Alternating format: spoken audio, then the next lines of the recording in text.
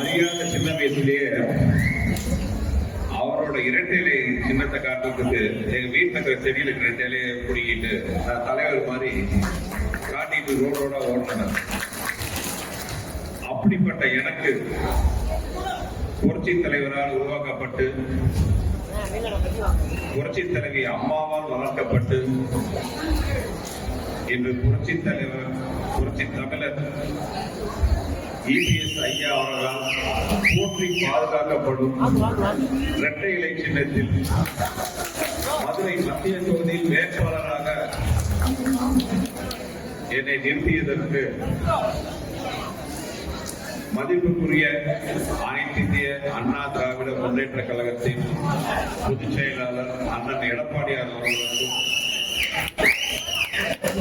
மதிப்புக்குரிய புதிய நீதி கட்சியின் தலைவர் என் அண்ணன் மூத்த சகோதரர் என் குடும்பத்தில் மூத்தவர் மதிப்புக்குரிய AC சண்முகம் ஐயா அவர்களுக்கும் எனது நெஞ்சார்ந்த நன்றியை தெரிவித்துக் கொள்கிறேன். இந்த தொகுதிக்கு நான் வந்த போது புதிய தொகுதியா இருக்குதே அப்படின்னு நினைக்கும் போது வழிகாட்ட நான் இருக்கேன் அப்படின்ற எல்லா வகையிலும் எனக்கு ஒரு அண்ணனாக முன்னிறுத்தி என்னை வழிநடத்தும் மதிப்புக்குரிய மாவட்ட செயலாளர், அடுத்த மாதம் அமைச்சராக போகும் என் மதிப்புக்குரிய அண்ணன் செல்வராஜ் அவர்களே, திரு ஒரு அருமையான உரையாற்றிய திரு அண்ணன் மாரி செல்வ சக்கரவர்த்தி மாவட்ட செயலாளர் பாரதிய ஜனதா கட்சி அவர்களே, அமமுக கழகத்தின் மாவட்ட செயலாளர் ராஜலிங்கம் அவர்களே, தமிழ் மாநில காங்கிரசின் மாவட்ட தலைவர் ராஜாங்கம் அவர்களே, IJK கட்சியின் மாவட்ட செயலாளர் ராமகிருஷ்ணன் அவர்களே, IJK மாநில அமைப்பு துணைச் செயலாளர் முத்துராஜ் அவர்களே, பெருந்தலைவர் மக்கள் கட்சி மாநில தலைவர் என்ன தனபாலன் அவர்களே, பெருந்தலைவர் மக்கள் கட்சி மோகன் அவர்களே, நான் இன்னைக்கு தான் பார்த்திருக்கேன். காலையில் நான் வரும்போது உள்ள நுழைய வழி இல்லாத அளவுக்கு அப்படி ஒரு கூட்டம் பார்க்கும்போது மனசுக்கு அவ்வளவு சந்தோஷமா இருந்துச்சு. அப்புறம் அந்த பேர் வந்து அண்ணன் செந்தில் பேர் அந்த இவ்வளவு பெரிய கூட்டத்தை பார்க்கும் போது மனசுக்கு அவ்வளவு சந்தோஷமா இருந்துச்சு. அப்ப என் மனசுல வந்து நினைவு என்னன்னா 1973 புரட்சி தலைவர் எம்ஜிஆர் அவர்கள் உலக சுற்றுவார்கள் படத்தை வந்து ரிலீஸ் பண்றாரு. அந்த படத்தை ரிலீஸ் பண்ண விடாம செய்யறதுக்காக அப்ப ஆளும் திமுக வந்து இத்தனையும் முட்டுக்கட்டை போட்டாங்க. அதுல முக்கியமான ஒரு விஷயம், தேட்டர் அதிபர்கள் எல்லாம் பயப்படுத்துறதுக்காக உலகம் சுற்றுப்பாலிமன் திரையிடும் தேட்டர் எல்லாத்தையும் ஸ்கிரீனை எரிப்போம் கிழிப்போம் அப்படின்னு பயப்படுத்துறாங்க. பல போராட்டத்துக்கு பிறகு உலகம் சுற்றுப்பாலிமன் ரிலீஸ் ஆச்சு. முதல் நாள் முதல் ஷோ ஸ்கிரீனுக்கு முன்னாடி அதிமுகவின் படை வீரர்கள் வேல் கம்போட நின்னாங்க. திரைய பார்த்துல மக்களை பார்த்து வேல் கம்போட திரைக்கு காவலா நின்னாங்க. ஸ்கிரீன் விலகிச்சு. திரையில உலகம் சுற்றுவாலிமன் படம் ஆரம்பிச்சது. புரட்சி தலைவர் அந்த படத்தை ஆரம்பிச்சதே நமது வெற்றியை நாளை சரித்திரம் சொல்லும், இப்படை நோக்கி எப்படை வேண்டும் ஆரம்பிச்சது. படம் பார்த்த மக்கள் எல்லாமே கரகோஷம். காவலுக்கு நின்ன அதிமுகவின் செயல் வீரர்கள் படை வீரர்கள் முகத்துல வெற்றி புன்னகை, சாதிச்சோங்கிற வெற்றி புன்னகை. அந்த புன்னகை தான் புரட்சி தலைவரோட முதல் வெற்றி புள்ளியை அதிமுக காமிச்சது. அதிமுக என்ற இயக்கம் இன்னும் மாபெரும் வெற்றியை போட்டு ஸ்பீடு நடை போட்டு இருக்குதுன்னா அதுக்கு ஆரம்ப புள்ளி அங்கதான் ஆரம்பிச்சது. இன்னைக்கு நான் வரும்போது ஒரு முகத்தெல்லாம் பார்க்கும்போது அந்த செயல் வீரர்கள் மாதிரியே தோணுச்சு. அவங்க வேல் கம்பியை சொன்னாங்க. நீங்க உங்க முகத்துல அன்பும் மனசுல உறுதியுமா நிக்கிறத பார்க்கும்போது வெற்றி உறுதிங்கிற நம்பிக்கை எனக்கு தெரியுது. இப்ப அந்த பாட்டை நம்ம பார்க்கறதா இருந்தா நமது வெற்றியை 4ஆம் தேதி சரித்திரம் சொல்லும், இப்பனை தோன்றி நேர்பனை வேண்டும் அப்படிதான் இப்ப நம்ம பாடணும். ஏன்னா இந்த வெற்றியை உறுதிப்படுத்துறதுக்கு தேர்தல் கமிஷனே டேட் அனௌன்ஸ் பண்ணிருக்காங்க. தேர்தல் நடக்கிற நாள் 23 2 23 2 ரெட்டை இலையை குறிக்கும். அதில் இருக்கிற 3 புரட்சி தலைவர் எம்ஜிஆர் 3 எழுத்து, புரட்சி தலைவி அம்மா 3 எழுத்து, அண்ணன் இபிஎஸ் 3 எழுத்து, தலைவர் ஏசிஎஸ் 3 எழுத்து, என்டிஏ 3 எழுத்து. இதுக்கு சீக்கிரமா வரப்போற வெற்றி 3 எழுத்து. அதனால நமது வெற்றிங்கிறது உறுதி செய்யப்பட்ட ஒரு விஷயம். சென்னையிலிருந்து நான் கிளம்பும் போது என்கிட்ட கேட்டாங்க, கடந்த 2 டேர்மா நம்ம எதிர்கட்சி வேட்பாளர் தான் வந்து எம்எல்ஏவா இருக்காரு, அதுவும் இல்லாம இந்த டேர்ம்ல வந்து மினிஸ்டரா இருக்காரு, ரொம்ப பெரிய குடும்பத்தை சேர்ந்தவர், அரசியல் செல்வாக்கு முக்கியவர், இருந்தவர், அந்த கட்சியோட தலைமை குடும்பத்துக்கு மிகுந்த நெருக்கமானவர், இவரெல்லாம் ஜெயிக்க முடியுமா அப்படின்னு கேட்டாங்க. நான் பதில் சொல்றேன்னு சொன்னேன். இப்ப உங்களால பார்க்கும் போது எனக்கு ஒரு மிகப்பெரிய தைரியம் வந்திருக்கு. அந்த கேள்விக்கான பதில் வந்து இப்பதான் தெரியுது. ஜெயிக்கவே முடியாதுங்கிறதுக்கு அவர் என்ன புரட்சி தலைவர் எம்ஜிஆரா, பிடிஆர் தானே? நம்ம கையில் உள்ள சேர்த்து வைக்கணும். ஏன்னா திமுகங்கிறது ஒன்றும் பெரிய அசைக்கூடிய விஷயமே இல்லை. அவங்க பலமே தங்களை பலமா இருக்கிற மாதிரி காட்டிக்கிறது தான். அப்படி அவங்க அவ்வளவு பலமா இருந்தா எதுக்கு 24 கட்சி கூட்டணி தேவை? ஒண்ணு சொல்றேங்க, கூட்டமா இருக்கிறதெல்லாம் கூட்டணி கிடையாது, கூடி இருக்கிறது தான் கூட்டணி. நம்ம கூட்டணி மாதிரி இது அன்பால சேர்ந்த கூட்டணி, பண்பால சேர்ந்த கூட்டணி, கொள்கையால சேர்ந்த கூட்டணி. அந்த கூட்டணி அவங்களுக்கே தெரியும். கூச்சல், குழப்பம், பிரச்சனை, வேட்பாளர்கள் மாத்திரத்தில் அத்தனை. என் பாஷையில் சொல்ல போனா பில்டிங் ஸ்ட்ராங், பேஸ்மெண்ட் வீக். என் பர்சனல் டைலாக் போட்டு எனக்கு வாழ்க்கையிலே சிரிப்பா இருக்குது. நேரக்காமே சுருக்கமா முடிச்சுக்கிறேன். முந்தா நாள் மதிப்புக்குரிய தமிழக முதல்வர் மதுரைக்கு வந்திருந்தாரு, பேசினாரு. அதுல வந்து மத்திய அரசு மதுரையை வச்சுட்டுதான் சொன்னாரு. இதை கேட்கும்போது சிரிப்பு தான் வந்துச்சு. உண்மை என்னன்னா நம்ம எல்லாத்துக்குமே தெரியும். 2015 ஸ்மார்ட் சிட்டிங்கிற ஒரு ஸ்கீம் வந்துச்சு. இந்தியாவின் தலை சேர்ந்த 100 நகரங்களை முன்னேற்றத்துக்காக மத்திய அரசால் கொண்டு வரப்பட்ட ஒரு ஸ்கீம்.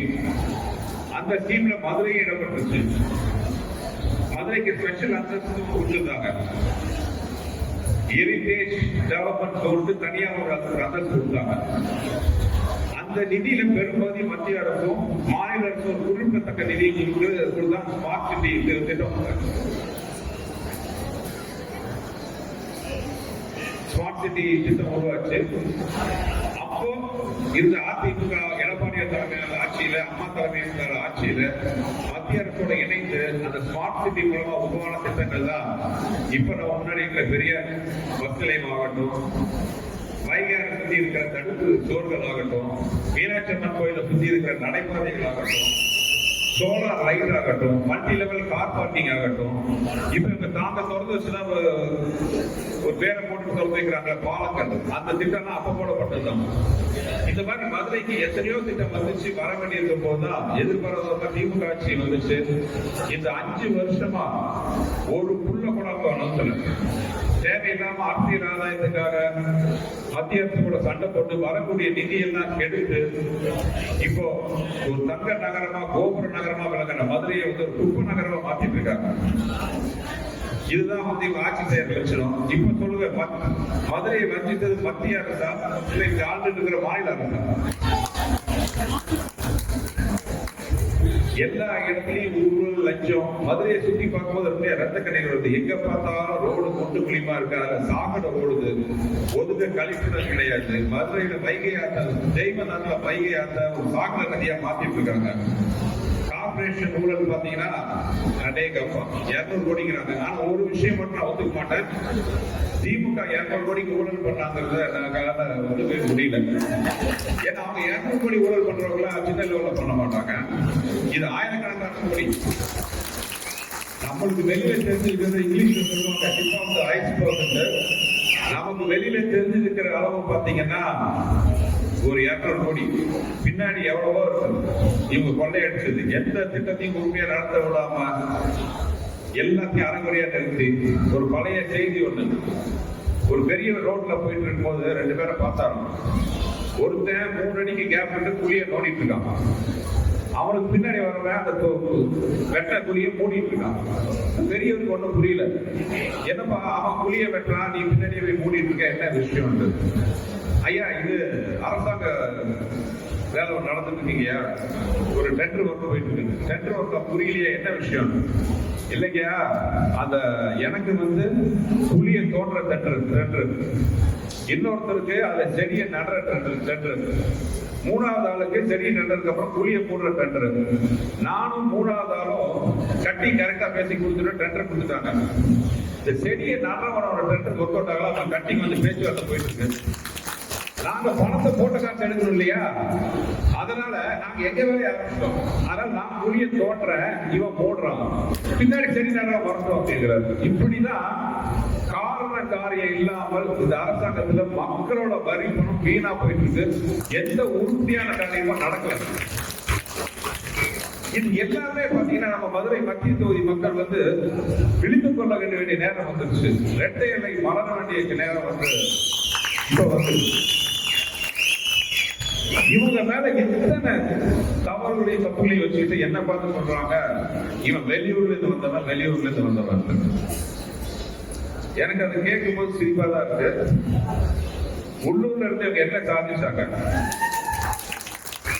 5 வருஷம் நான் மதுரை வந்ததிலிருந்து எத்தனையோ பொதுமக்களை பாக்குறேன், எத்தனையோ வியாபார புள்ளிகளை பாக்குறேன், பெரிய மனிதர்களை பாக்குறேன், சராசரி மனிதர்களை பாக்குறேன், டீ கடையில மனிதர்களை சந்திக்கிறேன். எல்லாரும் சொல்றது இந்த 5 வருஷமா இந்த தொகுதி எம்எல்ஏவை பார்த்ததே இல்லை.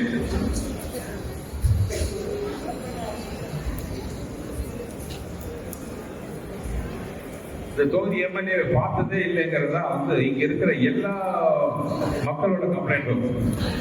அவங்கதான் என்ன பார்த்து சொல்றாங்க, வெளியூர்காரன். நீங்க மட்டும் நம்ம எல்லாம் ஒன்னா கூடி நின்று வெற்றியை பெற்று தந்தா என்ன பார்த்து எங்கிருந்தோ வந்தா நம்ம சொல்றவங்க வாயிலிருந்தெல்லாம் எங்கிருந்தா வந்தான்னு சொல்ற அளவுக்கு நான் கண்டிப்பா வேலை செஞ்சு உங்களை எல்லாத்துக்கும் பெருமைப்படுத்தி நான் வாக்கு கொடுக்குறேன். நம்ம முன்னாடி இருக்கிறது ஒரு சாதாரண விஷயம் கிடையாது, மிகப்பெரிய ஒரு போராட்ட காலம். ஏன்னா அதுக்கான அறிகுறி தெரிஞ்சிருச்சு, நம்ம வெற்றியோட அறிகுறி. ஏன்னா நேற்று புதுசா ஒரு வார்த்தை பரப்புனாங்க. நான் பதவிக்கு வந்துட்டா, அவங்களே ஒத்துக்கிட்டாங்க, நான் பதவிக்கு வந்துட்டா மதுரையை சுற்றி இருக்கிற கறிக்கடை எல்லாம் மூடுவேன் அப்படின்ட்டு. இப்படி எல்லாம் அதாவது ஒரு கேவலமான ஒரு பிரச்சாரம். நான் என் பொண்டாட்டி இங்க இருக்காங்க, அவங்களுக்கு தெரியும். நானே வாரத்துக்கு வியாழக்கிழமை தவிர மீதி 6 நாளும் கறி சோறுலாம் சாப்பிட மாட்டேன். மதுரைக்கு வந்தோம் எனக்கு ரொம்ப சந்தோஷம். போனா கறி தோசை சாப்பிட்ற சந்தோஷம். என்ன பார்த்து இப்படி சொல்றாங்க, நம்ம ஜெயிச்சோன்னு மிகப்பெரிய விருது கொடுப்போம், கறி விருது. அது இந்த மாதிரி பொய் பரப்புறவங்களையும் கூப்பிடுவோம். அதனால அவங்க பொய் பிரச்சாரம் ஆரம்பிச்சது சரி. பணமே கொடுக்க மாட்டேன்னு சொல்ற சில பேர் பாத்தீங்கன்னா இப்பவே முதல்ல சேர கொடுத்துருக்காங்க, அவங்க நாற்காலி காப்பாற்றுறதுக்கு. அந்த நாற்காலி ஓட்ட நாற்காலி. ஸோ இதெல்லாம் அவங்க நம்மளை பார்த்து பயந்ததுக்கான முதல் படி. அம்மா சொன்னாங்க, மக்கள் தான் நமக்கு எஜமானர்கள். அதை நம்ம மனசு நிறுத்திக்கணும். மக்களுக்கு தான் எஜமான நினைக்கிறவங்களை அகற்றிட்டு மக்களுக்கு தேவையான இருக்கிற நம்மள மாதிரி அதிமுக தொண்டர்கள் பதவிக்கு வரணும். என்ன நம்பி ஓட் பண்ணுங்க, இந்த களத்துல போராடுங்க, வெற்றி கனி பறிச்சு கொடுங்க. உங்க நம்பிக்கையை நீங்க காட்டுங்க, என் விசுவாசத்தை நான் காட்டுறேன்.